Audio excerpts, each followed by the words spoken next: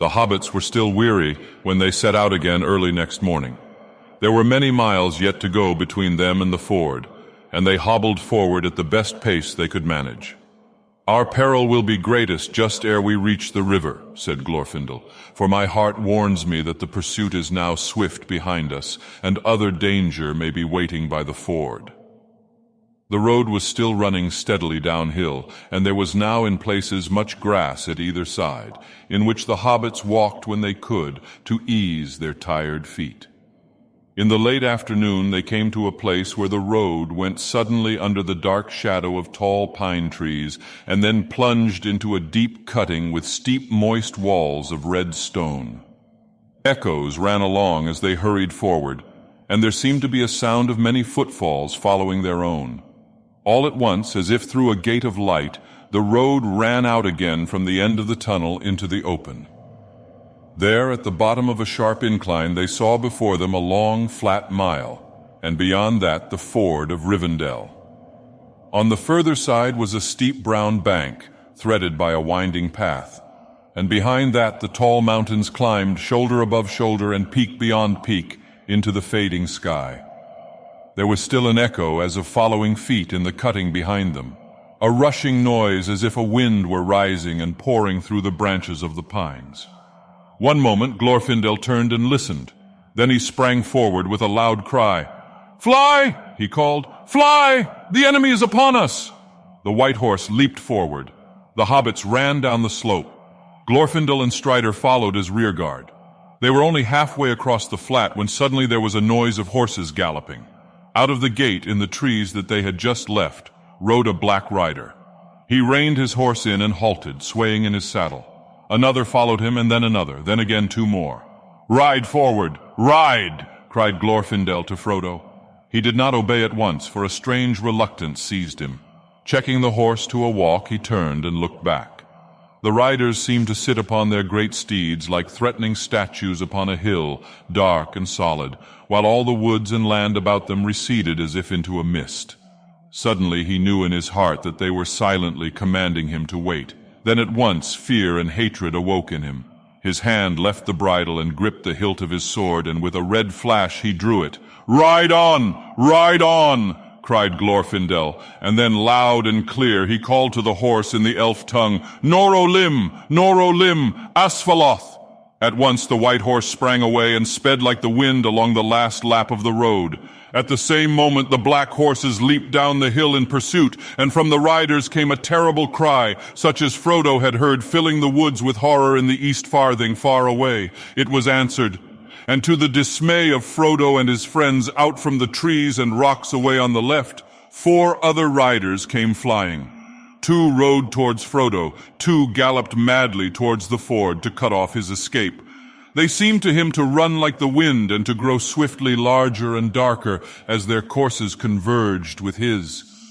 Frodo looked back for a moment over his shoulder. He could no longer see his friends. The riders behind were falling back. Even their great steeds were no match in speed for the white elf horse of Glorfindel. He looked forward again, and hope faded. There seemed no chance of reaching the ford before he was cut off by the others that had lain in ambush. He could see them clearly now.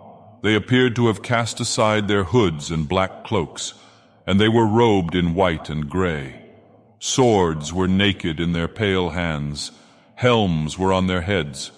Their cold eyes glittered, and they called to him with fell voices. Fear now filled all Frodo's mind. He thought no longer of his sword. No cry came from him. He shut his eyes and clung to the horse's mane. The wind whistled in his ears, and the bells upon the harness rang wild and shrill.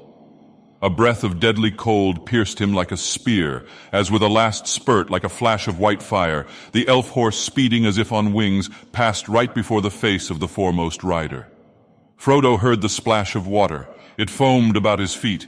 He felt the quick heave and surge as the horse left the river and struggled up the stony path. He was climbing the steep bank. He was across the ford, but the pursuers were close behind. At the top of the bank the horse halted and turned about, neighing fiercely. There were 9 riders at the water's edge below, and Frodo's spirit quailed before the threat of their uplifted faces. He knew of nothing that would prevent them from crossing as easily as he had done. And he felt that it was useless to try to escape over the long, uncertain path from the ford to the edge of Rivendell if once the riders crossed. In any case, he felt that he was commanded urgently to halt. Hatred again stirred in him, but he had no longer the strength to refuse. Suddenly, the foremost rider spurred his horse forward. It checked at the water and reared up. With a great effort, Frodo sat upright and brandished his sword. "Go back," he cried. "Go back to the land of Mordor and follow me no more." His voice sounded thin and shrill in his own ears. The riders halted, but Frodo had not the power of Bombadil. His enemies laughed at him with a harsh and chilling laughter. "Come back! Come back!" they called. "To Mordor we will take you." "Go back," he whispered. The ring, they cried with deadly voices, and immediately their leader urged his horse forward into the water, followed closely by two others. "By Elbereth and Luthien the Fair," said Frodo with a last effort, lifting up his sword, "you shall have neither the ring nor me." Then the leader, who was now half across the ford, stood up menacing in his stirrups and raised up his hand. Frodo was stricken dumb. He felt his tongue cleave to his mouth and his heart laboring. His sword broke and fell out of his shaking hand. The elf horse reared and snorted. The foremost of the black horses had almost set foot upon the shore. At that moment there came a roaring and a rushing, a noise of loud waters rolling many stones. Dimly Frodo saw the river below him rise, and down along its course there came a plumed cavalry of waves. White flames seemed to Frodo to flicker on their crests, and he half fancied that he saw amid the water white riders upon white horses with frothing manes. The three riders that were still in the midst of the ford were overwhelmed. They disappeared, buried suddenly under angry foam. Those that were behind drew back in dismay. With his last failing senses, Frodo heard cries, and it seemed to him that he saw, beyond the riders that hesitated on the shore, a shining figure of white light, and behind it ran small, shadowy forms, waving flames that flared red in the gray mist that was falling over the world. The black horses were filled with madness, and leaping forward in terror, they bore their riders into the rushing flood. Their piercing cries were drowned in the roaring of the river as it carried them away. Then Frodo felt himself falling, and the roaring and confusion seemed to rise and engulf him together with his enemies. He heard and saw no more.